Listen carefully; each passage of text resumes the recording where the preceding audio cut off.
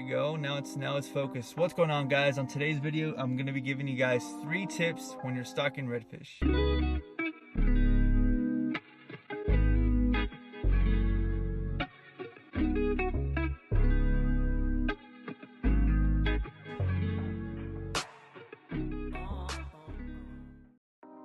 So thank you guys for clicking on this video. My name is Joaquin, your host, and if you enjoy South Texas fishing and hunting videos, subscribe today. Also, before we get into that, remember, once we hit 5,000 subscribers, going to be doing a really big giveaway: AM fishing lures, trophy line stringers, also a free wade fishing trip for one from Captain Jacob. Tails Up Charters. If you're watching this video, what's up, man? Let's go fish. So this is going to be a quicker video, probably 5 minutes. Normally my videos are usually about 10 minutes to 15 minutes, but I wanted to give these 3 tips for you guys. If you guys are the dogs, what are the dogs doing over there? Okay, they're right. So if you guys are going to be fishing down here, Port Mansfield, South Padre Island, or Arroyo City, try out these tips, man. They should help you guys out a lot. I try to follow them the best as I can. Sometimes I get a little too excited and I'll cast and I'll make a little bit too much noise because I lose my footing or I think I hit a stingray. But just be careful. So tip number 1, try to walk quietly when you're wade fishing, man. Remember, those redfish, trout, they're heavily pressured, so you don't want to be walking around making too much noise, and then you're gonna end up scaring the fish. I know one time I was super quiet and a flounder ended up following my lure all the way up to me. I saw the flounder. If I would have been making noise, it would have spooked. It sat down. I casted my lure right at him, and sure enough, that flounder hit. If I would have been making too much noise, I don't know if that would have happened. So yeah, number 1, try to be quiet.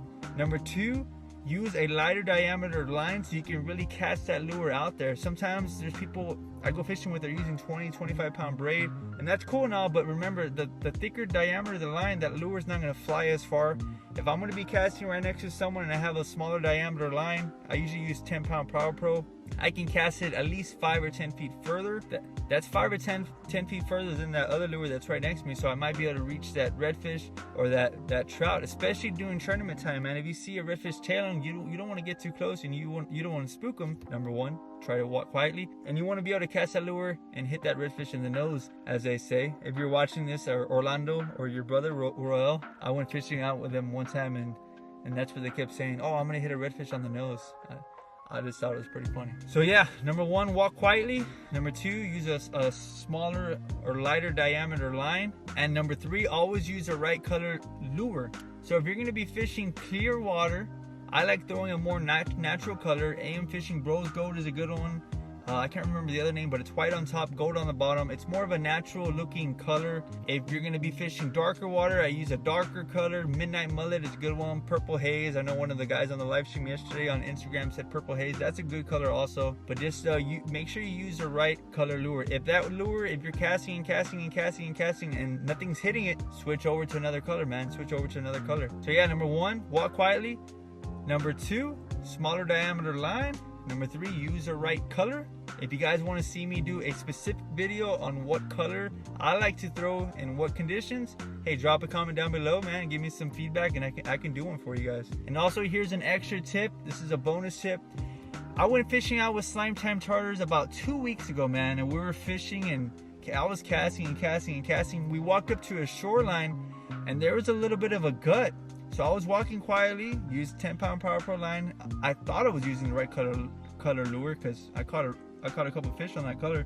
But whenever you see a shoreline and you see a little bit of a gut going into that shoreline, maybe about 100 yards in, before you walk across that little gut, cast the edges, cast into the gut, cast to the left, throw it in there, work it, let the lure hit the bottom. A lot of times, predator fish, man, they're in there waiting and waiting for that perfect time to strike a bait fish. So if you see a gut, hey man, really hit that area up, hit it up multiple areas. So that's 3 tips plus a bonus. Why not? Let's give you guys another one. When you're wade fishing and you're walking, try to imagine yourself in a line like a pizza. You got one line in front of you, to the right, to the left. Once you keep walking, if you start catching fish, break it up into a little bit further. The line in front of you here, to the right. The line in front of you here and to the left. So break it up a little bit more once you start finding those fish. So yeah, 3 tips ended up turning into about 5 tips. I hope this video is still going to be about 5 or 6 minutes long. I wanted to keep it quick, that way you guys can click it, you guys can reference this video. If you guys have any type of tips that you want to share with the younger anglers out there, hey, drop a comment down below, man. Let's make this a learning environment. Let's get other people out there talking about, you know, what tips they like to use for other people, so they can go out and catch their PB trout or PB redfish. So if you guys like this shirt that I'm wearing or this cap that I'm wearing, head over to stoicoutdoors.com. Everything that you guys order from the website, I put back into the channel. I buy new GoPros, new cameras, new mics, all that good stuff. Thank you for Lone Star Tackle, R&R Tackle, HLS, my cousin Just in Time Barbershop, for putting some of my merchandise out there. It's crazy, man. I started off with one shop, now I'm in about 5 or 6, so I'm pretty excited about that. So here's to 2021. Hopefully it's a little bit better than 2020. And yeah, guys, make sure you guys subscribe. Like this video. Remember, big giveaway coming over at 5,000 subscribers.